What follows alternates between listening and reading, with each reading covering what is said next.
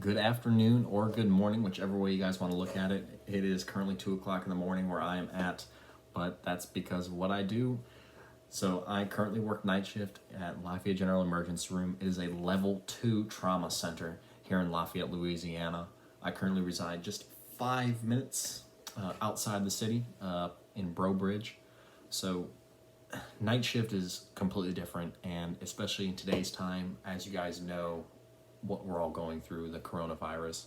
I have seen it. I've been up close and personal to it. I haven't necessarily been exposed technically. I do gown. I wear respirators, gowns, gloves, masks. You name it. I'm wearing it. So just to tell you what it's like in the night shift, it's completely different from day shift. It'll never be the same. It's two opposite worlds, no matter how you look at it. I work the day shift, but night shift is for me. Staying up all night, dealing with God knows what comes through the door. So starting off, I've been doing this for a year. After I was a commercial diver, I left and I decided to pursue a medical career. So now I work as an emergency room technician, and honestly, I love my job. There isn't anything more rewarding than being able to help someone who needs it in dire emergent care. And the fact is, I get to help people who need it.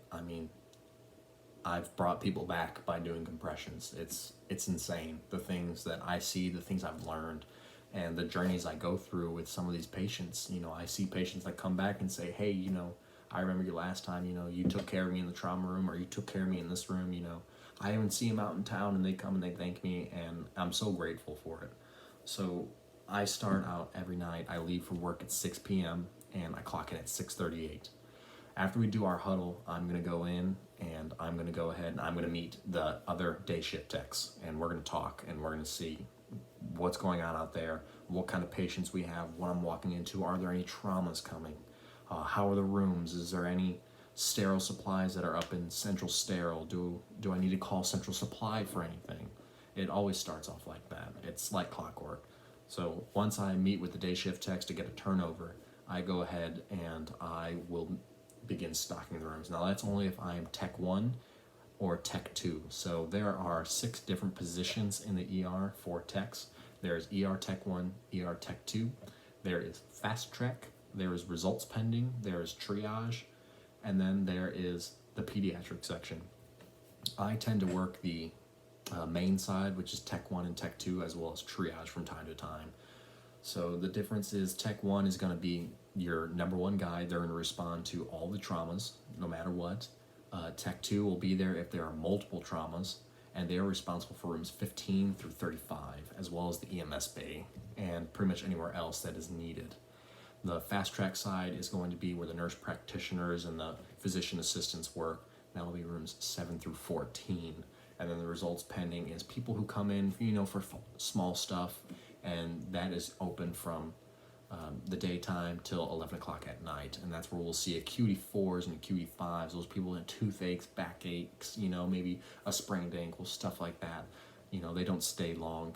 And then there's a triage. We're going to meet these people right when they walk in the door, and we're going to get them to where they need to be, whether it be emergency care right out the bat, or if there's going to be a wait, depending on the acuity level. So once we're all done with that, I go ahead, once the rooms are stocked, I'm going to go ahead and I'm going to check the board, and I'm going to see what's going on. Now, when I tell you things change at the drop of a dime, you never know what's going to happen, and everyone's involved. It doesn't matter. You know what's going to come through that door. So especially with the paramedics from Acadian Ambulance calling us, they're going to let us know. We're going to know if there's a trauma coming. We're going to know if we're getting a level 1 trauma, or if we're getting a level 1 patient. The difference between a level 1 trauma and a level 1 patient is a level 1 trauma is going right to the trauma room, whereas level 1 patient is going to go into one of our ER rooms right off the bat. They're not going to go to the trauma room unless we absolutely need it. So it just depends.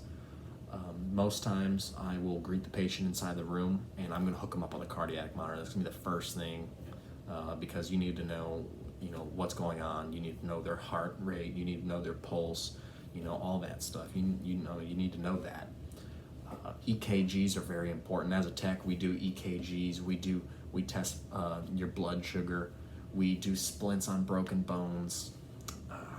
it's a wide variety of things. We work with every nurse and doctor inside that ER, and we're there to assist them.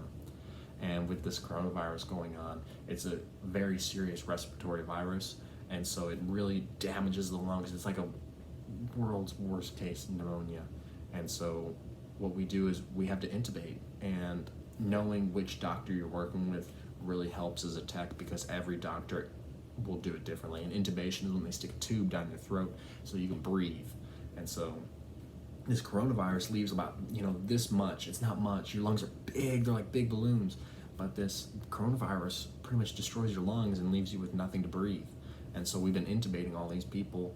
And so my job as a tech is I'm going to prepare this stuff for the intubation. I'm going to crack open, it's called a MAC 4 with a handle, and that's what you're going to use to open up the throat. And then you're going to stick a tube, ranges from, there's 6 O's, 4 O's, 5 O's, all the way up to 8, 9 O's tubes and stuff like that. So knowing what to do is crucial, especially during a trauma.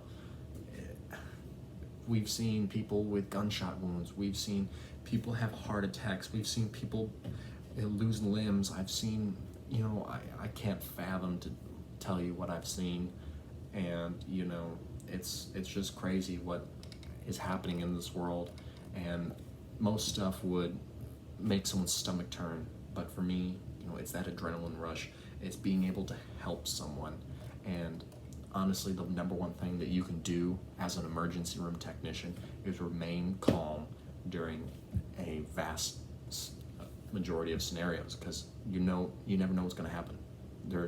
I deal with psych patients that are ready to fight, and I have fought people in the ER, and that's because we have to defend ourselves, to protect ourselves, protect other patients, and protect that patient as well. Even though he is violent towards us, we still need to protect him. And so night shift is completely different from day shift.